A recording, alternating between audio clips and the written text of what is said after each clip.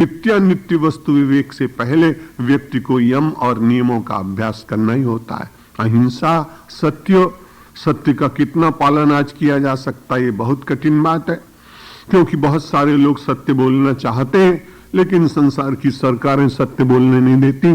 वो सब एक अलग विषय है, उसकी मैं चर्चा करूंगा नहीं। अहिंसा, सत्य, अस्तेय, किसी की वस्तु को बिना पूछे न प्राप्त करना, इससे भी समाज का बड़ा कल्याण होता है। ये सब पूर्व भूमिकाएं हैं, तभी व्यक्ति नित्यानित्य वस्तु विवेक का मन में स्थापन कर सकता है। अहिंसा, सत्य, अस्तेय, ब्रह्मचर्य, अपरिग्रह, इंद्रियों का संयम, राजसिक वातावरण के चित्रों के द्वारा केवल नेत्र बिगड़ते हैं, नेत्रों से वासना जागती है, वासना से चरित्र बिगड़ता है, नाना प्रकार के ऐसे दृश्य उपस्थित होते हैं, ऐसे कांड हो जाते हैं जिनकी पीड़ा समाज को बहुत दिनों तक सहन करनी पड़ती है। इसलिए यह केवल मोक्ष के लिए आवश्यक नहीं है कि व्यक्ति अपनी इंद्रियों पर संयम करे, बल्कि समाज को भी सुरक्षित, ओजस्वी, पौरुषवान, शौर्यवान ये सब बनाए रखने के लिए अपने तेज को अपने भीतर रखना, यही तो ब्रह्मचर्य। हनुमान जी के रोज हनुमान चालीसा पढ़ते, आपन तेज समारोह आपे, तीनों लोग हाँकते कांपे। ये पाठ करने के बाद अपने तेज को संभालने का संकल्प भी व्यक्ति को जगाना चाहिए। अपने देश की तरुणाई को यह सिखाने की आवश्यकता है कि जो आपके भीतर आपका तेज है, उस तेज का संरक्षण करके आप अपने जीवन को श्रेष्ठ और महान बना सकते हैं। अहिंसा, सत्य, अस्तेय, ब्रह्मचर्य, अपरिग्रह। अपरिग्रह जितना जैन धर्म में बताया गया है, उसके अवलंबी कितना पालन करते होंगे एक अलग बात, लेकिन मुझे तो जब जब भी कोई जैन साध्वी मिलती है तो मन से ही नमस्कार करता हूं। कोई जैन मुनि मिल जाते हैं तो भी मैं उनको बहुत मन से नमस्कार करता हूं। अपरिग्रह की उनकी सीमा होती है, छोटी सी पोटली, थोड़ी सी पुस्तकें और सारे जीवन पद यात्रा करना, विहार करते हुए। इस देश में बहुत लोगों ने आदर्शों के लिए अपने जीवन की कठिन तपश्चर्या को आज भी जीवित रखा है, और जब हम उनको दर्शन करते हैं, उनसे मिलते हैं, तो हमारे मलिन मन की जितनी वासनाएं हैं, दोष हैं, वे निश्चित रूप से उनके प्रभाव से, उनके सत्संग से, उनकी वाणी से और उनकी ऊर्जा से नष्ट होते हैं। तो ये तो हो गए यम, और यम का पालन करने के बाद नियमों का पालन किया जाता है। अहिंसा, सत्य, अस्तेय, ब्रह्मचर्य, अपरिग्रह, ये अंतर के। और बाहर के कौन से हैं? शौच।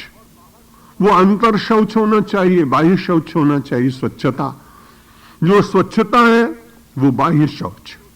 जो अंतर शुचि है, किसी के प्रति द्वेष का भाव जागा और उससे कुछ हम उसका कर नहीं सकते, एक माला जपे और भगवान से प्रार्थना करें कि अकारण 5 क्षण तक मेरा मन अशुद्ध क्यों रहा, इससे क्या मिलने वाला।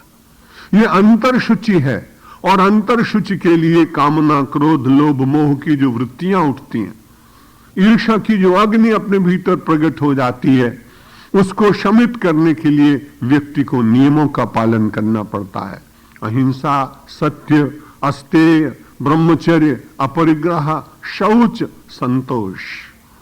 क्योंकि संतोष के बिना तो आदमी को सुख मिल ही नहीं सकता है। गोस्वामी तुलसीदास जी महाराज ने बड़ी अच्छी बात कही कि जागृत में सुख नहीं मिलेगा बिनु संतोष, न काम न साही, अरे काम अछत सुख सपने हूं नहीं।